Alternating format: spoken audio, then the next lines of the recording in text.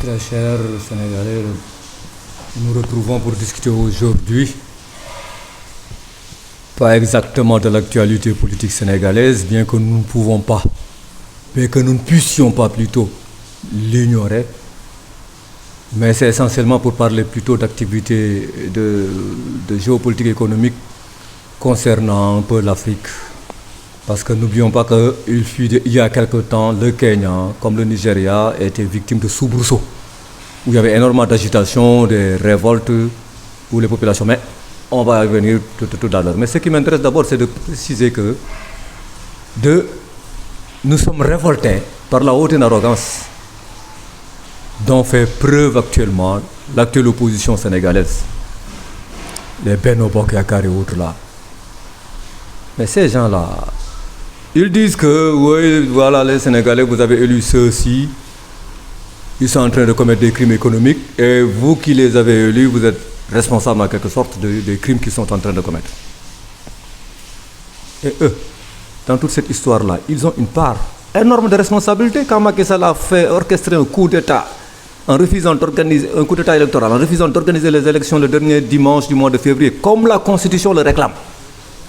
Ceux qui ont légitimé cette action de Macky Sall, quand Macky Sall leur a présenté une liste infinie là, de gens à amnistier, mais ils sont précipités, eux, les gens de Benno Bokk Yakaar, avec les Yewwi Askan Wi et autres là, pour voter cette amnistie. Tous ces gens-là qui sont au pouvoir actuellement, c'est eux qui les ont amnistiés, hein, ces gens de Benno Bokk Yakaar et autres là qui sont en train de gueuler aujourd'hui. C'est eux qui les ont amnistiés à l'Assemblée nationale. Si ça ne dépendait que d'eux, les élections même présidentielles n'auraient eu lieu que le 10 décembre, qu'au mois de décembre.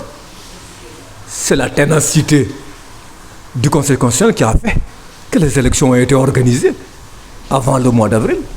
Mais sinon, ils avaient déjà voté ça, décidé d'un truc, que le vote pour les élections présidentielles aurait eu lieu au mois de décembre 2024.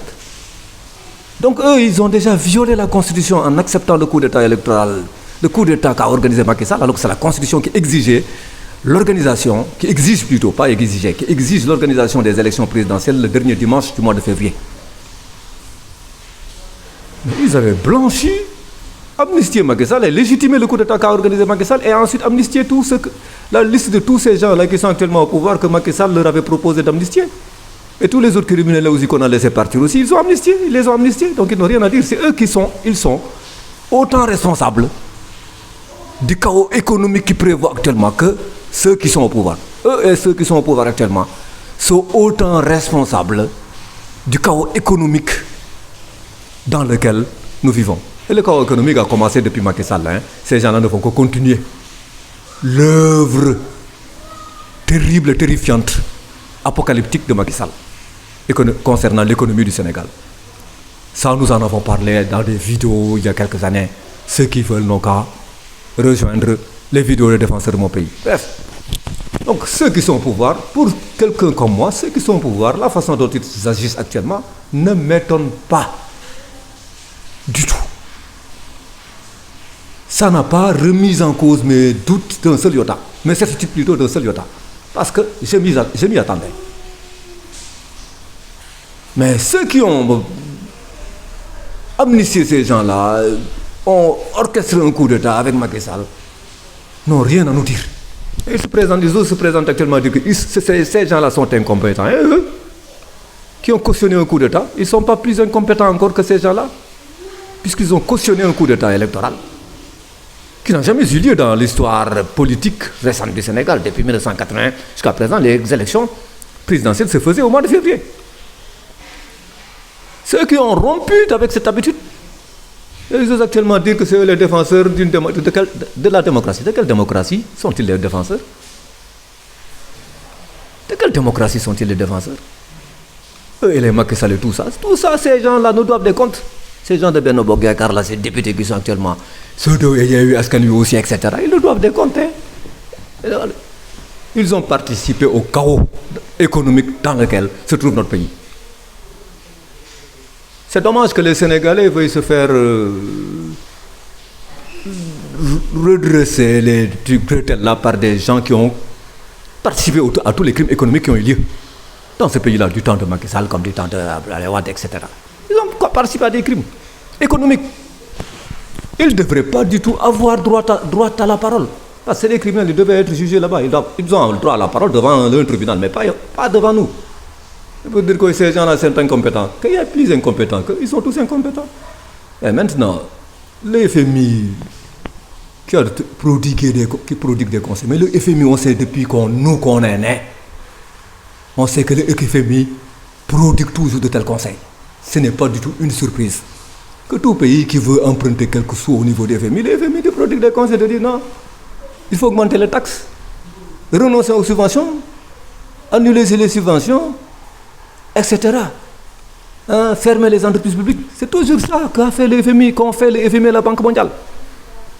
On se rappelle les années 80, c'était les années des ajustements structurels. Tout le monde, tous cet individu qui sait ce que c'est ces prêts d'ajustement structurel et ces plans d'ajustement structurel, c'est ce que ça veut dire. On a vécu ça. On a fermé ici les travaux publics, on a fermé toutes les entreprises publiques qui existaient ici. Parce que c'est le FMI et la Banque mondiale qui exigeaient cela. Ce n'est pas du tout une surprise. Même récemment, ils l'ont exigé à l'Égypte et à d'autres pays de la planète, au Sri Lanka et ailleurs, au Ghana. Ce n'est pas une surprise. Le FMI a toujours agi ainsi. Mais ce que nous devrions nous dire, c'est qu'on achète. Le Sénégal achète 1200 milliards de pétrole, d'hydrocarbures par an. Mais nous, on vend des hydrocarbures. Pourquoi devrions-nous partir acheter des hydrocarbures alors qu'on en vend ici chez nous? Pourquoi ne pas nous vendre notre hydrocarbure? C'est 1200 milliards qu'on achète chaque année d'hydrocarbures. Mais si vous vous renseignez, vous trouverez que le transport, c'est pratiquement 10% du prix. Et l'assurance, c'est 1% du prix. Donc si on importe 1200 milliards d'hydrocarbures, ça veut dire qu'on a dépensé 132 milliards supplémentaires par rapport à ce que nous aurions dû dépenser si nous achetons l'hydrocarbure ici au Sénégal. Puisque c'est ici au Sénégal que c'est pompé et que c'est vendu. Mais au lieu que les gens réclament cela, réclament que les hydrocarbures, que nos hydrocarbures là, nous achetions nos hydrocarbures, mais depuis quand un pays sain, qui a des hydrocarbures, se permet-il d'en vendre aux étrangers et d'y renoncer d'aller acheter à l'étranger? Mais c'est ça l'insulte qu'on est en train de faire au Sénégal. Et pourquoi ne pas acheter nos hydrocarbures là? On a des hydrocarbures, on a du gaz, on a du pétrole. On a besoin de gaz et de pétrole, mais on n'a qu'à acheter notre pétrole et notre gaz. Mais c'est insensé ce qu'on est en train de faire. 1200 milliards qu'on balance là-bas alors qu'on aurait pu économiser 132 milliards avec lesquels on aurait pu construire combien d'universités? 4. Combien d'hôpitaux? Digne de son nom. Digne de son nom. Où il y aurait eu plus de 3000 lits, 4000 lits, on aurait pu en construire au moins 2. Jusqu'à 3. Mais c'est chaque fois que nous importons ces hydrocarbures, là voilà ce que nous perdons, ce dont nous nous privons. On se prive d'université, on se prive d'hôpitaux, on se prive de forages, on se prive aussi d'écoles primaires et de tout cela. On se prive aussi de routes et de tout cela. Mais soyons sérieux, que le débat soit recentré et qu'on ne se fiche pas des Sénégalais. Ça fait 64 ans qu'on se fout de la gueule des Sénégalais. Ça va, ça s'arrête, que cela s'arrête. Benno Bokk Yakaar, comme Yewwi Askan Wi, comme tous ces Walou-là, ils sont aussi responsables du chaos économique qui est ici. Ne vous présentez pas en disant que vous êtes les sauveurs. Vous n'êtes pas des sauveurs. Vous êtes pareils. Vous et ceux qui sont au pouvoir, vous êtes pareils. Vous n'avez pas plus de mérite que ces gens-là, au contraire. Maintenant, chers amis, pour passer à la phase économique qui nous intéresse, au Kenya, il y a eu des soubresauts, des agitations, il y a eu même beaucoup de morts pendant plusieurs mois. Et même à un moment, parce qu'on voulait augmenter les taxes. La population était énervée, dépassée, parce qu'elle n'en pouvait plus. Et les gens se sont mobilisés à travers tout le Kenya. Et ceux qui étaient à la capitale là ont pris d'assaut pratiquement l'Assemblée nationale kenyane. Finalement, le gouvernement, effrayé, le président qui a eu peur, a reculé. Et même à un moment, il réclamait le départ du président. Parce que le Kenya est aussi l'un des pays les plus corrompus d'Afrique. C'est là-bas où des ministres même ont des jets privés, ont des avions privés. Vous vous rendez compte? Le Kenya, son PIB, c'est combien? C'est 113 milliards de dollars.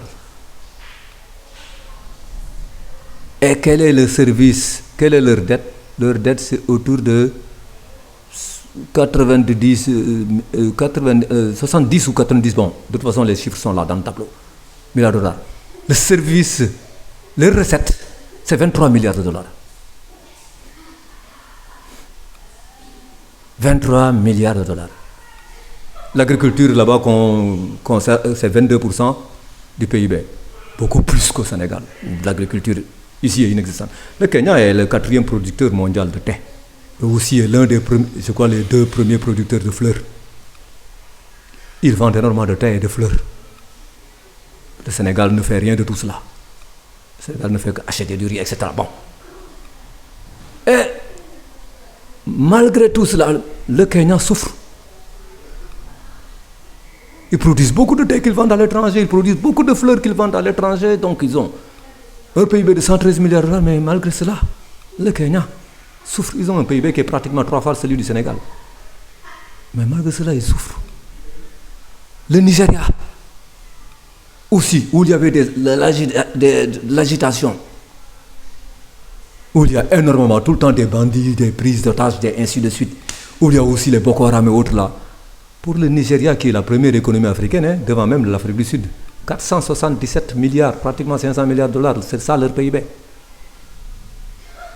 Et leur recette, c'est 23 milliards de dollars. Le Nigeria a énormément de pétrole. Le Nigeria, rien que les exportations de pétrole, je parle seulement que du pétrole, du Nigeria, c'est 45 milliards de dollars. Donc leurs recettes ne font même pas, font à peine la moitié de leurs exportations de pétrole. Mais c'est inadmissible.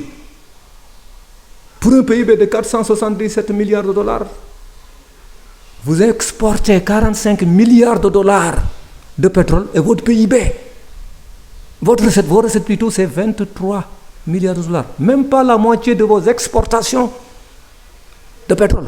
Et leurs exportations de gaz, c'est 11 milliards de dollars.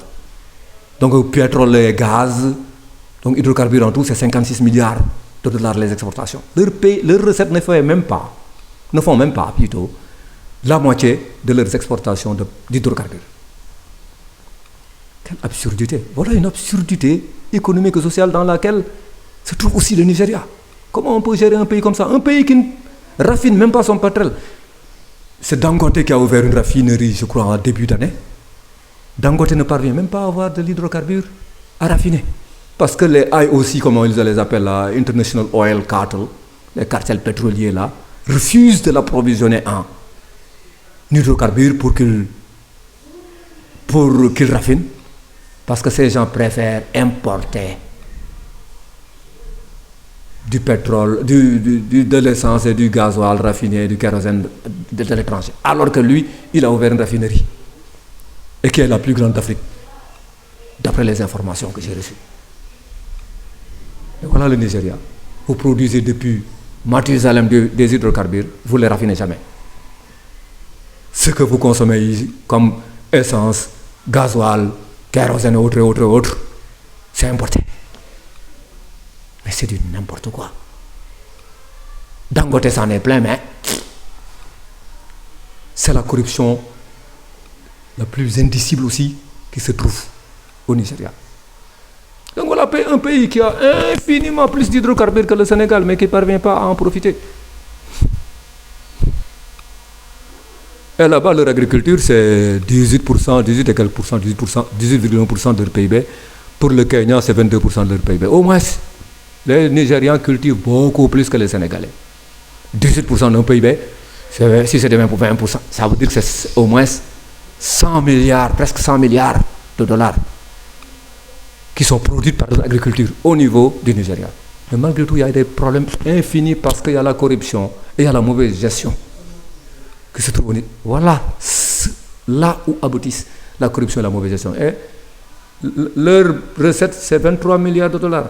L'équivalent de les recettes kenyanes, et le Kenya qui a un PIB qui dépasse à peine le cinquième du PIB nigérian. Vous vous rendez compte? Un pays qui a le cinquième des recettes du Nigeria, qui a autant de recettes que le Nigeria. Ça veut dire qu'il y a problème, ça pose problème. C'est de ces problèmes que les gens doivent débattre de façon sérieuse et dire, écoutez, ça ne va pas. Il y a un problème. Il faut procéder à des ajustements ici. On ne peut pas avoir un PIB qui est 5 fois égal à 5 fois supérieur à celui du Kenya et avoir autant de recettes que le Kenya. Ça n'a pas de sens. Mais bon Dieu, ça n'a pas de sens. Voilà pour ce qui est du Nigeria et du Kenya. Et même au Kenya, il y a la grande corruption. Au Nigeria aussi, il y a la grande corruption. Et la Côte d'Ivoire, qui a un PIB autour de 70 milliards de dollars, plus du double de celui du PIB du Sénégal, qui a des recettes encore plus élevées, des recettes beaucoup plus importantes par rapport en pourcentage du PIB que le Kenya et le Nigeria. Pourtant. Donc ça veut dire qu'il y a un problème. Quand la Côte d'Ivoire, qui fait beaucoup moins comme PIB, 70 milliards de dollars, a des recettes beaucoup plus importantes en plus termes de pourcentage du PIB que le Kenya et le Nigeria, ça veut dire qu'il y a un problème. Et pourtant, au Nigeria même, en Côte d'Ivoire même, il y a des problèmes. Mais voilà les débats qu'on doit se poser. Plutôt que de raconter n'importe quoi, ouais, ceci, cela, c'est de ça qu'on doit parler. Le Sénégal, n'en parlons pas, hein, son PIB, le PIB du Nigeria, c'est plus du double de celui du Sénégal. De la Côte d'Ivoire plutôt. Le PIB de la Côte d'Ivoire, c'est plus du double de celui du Sénégal. Les Sénégalais, non, on a du pétrole, on n'a rien en termes de cadre. On a que, ça va nous rapporter sur 12 mois que 650 milliards de francs CFA, autrement dit 1 milliard d'euros. Le Nigeria a 56 milliards de dollars par an comme recette. Comme recette, je dis comme recette, hein, tout ne revient pas à l'État du Nigeria. Mais il y en a une part qui revient à l'État du Nigeria, qui dépasse de loin, même la production d'hydrocarbures au Sénégal. Donc il faut revenir, avoir les pieds sur terre, nos compatriotes sénégalais. Ne pas se dire que ouais, on a plus de pétrole que toute la planète. On n'a rien comme pétrole. Ce que nous avons ici comme pétrole, comme hydrocarbures. Faites des recherches, voyez les réserves pétrolières et les réserves gazières qu'ont les autres pays. Vous verrez que le Sénégal est loin derrière. Le Sénégal ne figure même pas parmi la liste des gens qui sont au milieu. Je ne dis même pas devant, mais au milieu. Ayons les pieds sur terre. Et donc, nous aussi, nous avons un problème de corruption terrible. Nous avons aussi un problème de recettes terrible. Même pour les revenus, 650 milliards, c'est peu. Parce qu'il y a d'autres qui proposaient le double. D'autres compagnies pétrolières qui proposaient le double. Macky Sall a refusé ça. Les gars de Benno Bokk Yakaar qui êtes là. Vous qui êtes là. Vous savez très bien que Macky Sall a torpillé les intérêts du Sénégal en signant pour Total à 650 milliards. On pouvait avoir 2 fois plus avec d'autres. BP Cosmos, Total, c'était la 6e meilleure offre. Si vous voulez dire aux Sénégalais que vous aviez raison, parlez-nous de ça. Vous avez raison sur Total, hein, de donner ça, préférez de donner ça à Total plutôt que de donner ça à BP Cosmos. Vous racontez des histoires, vous devez finir, vous devez être même tous en prison. Vous nous racontez des histoires en disant que ouais, vous êtes ceci, les autres sont incompétents. Vous êtes aussi incompétents que ces gens-là pour préférer vendre, préférer celui qui vous donne 100 francs à celui qui vous donne 300 francs. Vous êtes beaucoup plus incompétents. Vous avez nuit et ruiné les intérêts du Sénégal. Vous n'avez rien à dire. Vous êtes de Benno Bokk Yakaar, etc., etc. Maintenant, si l'on prend le pourcentage du PIB, le pourcentage des recettes par rapport au PIB, si on va ici, on a vu par exemple que les pourcentages sont là au tableau, vous voyez qu'il n'y a pas une règle.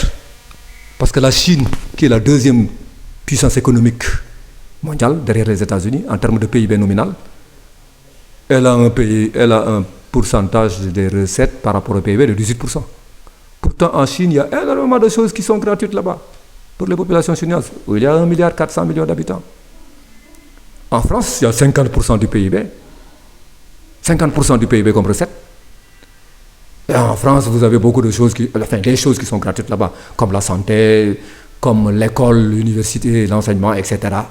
Ça, c'est des choses gratuites. Et il y a aussi des logements sociaux qui sont faits là-bas. Plus de logements sociaux qu'ailleurs en Europe. On voit que le Royaume-Uni est autour de 40%, de même que l'Allemagne. 40% du PIB comme recette. Alors que les États-Unis sont à 26%. 26%. Les États-Unis, c'est à 26%. Leur PIB est supérieur à celui de la Chine. Et leur recette par rapport au PIB, c'est supérieur à celle de la Chine. Mais les Chinois sont beaucoup plus à l'aise que les Américains. Donc, il n'y a pas de règle pour dire ceci, cela, c'est voilà comment doit être recette par rapport au truc. Ce que l'on sait, c'est qu'il faut que l'État ait les moyens d'assumer sa politique. Et pour cela, les recettes, ce que nous croyons, c'est que les recettes doivent être autour de 30% du PIB. Au moins. Pour ce qui est des pays en sous-développés comme les nôtres. Voilà ce que nous pensons et voilà ce que nous voulions vous dire. Mais, chers Sénégalais, n'acceptons pas de nous faire emmerder par ces gens-là qui nous doivent des comptes. Ces gars, députés de Benno Bokk Yakaar, de Yewwi Askan Wi, c'est pareil là, l'Assemblée, ils nous doivent des comptes. Ceux qui ont permis à Macky Sall de faire ces hold-up, de torpiller nos intérêts pétroliers et gaziers pour donner ça à la France, à Total. C'est lui qui a fait un coup d'état électoral. C'est lui qui s'est endetté terriblement parce que les Abdoulaye Wade, quand il quittait, la dette n'était que de 2700 milliards de francs CFA. La dette est maintenant autour de 13 660 milliards, 13 600 ou 13 860 milliards de francs CFA. Donc vous n'avez rien à dire. Ces gars de Macky Sall n'ont rien à dire. Ils ont un tableau extrêmement criminel qu'ils nous ont laissé. Un tableau apocalyptique et chaotique de la situation économique de ce pays. Ils n'ont rien à raconter. Ils ne sont pas des sauveurs, c'est des criminels. Chers Sénégalais, au revoir.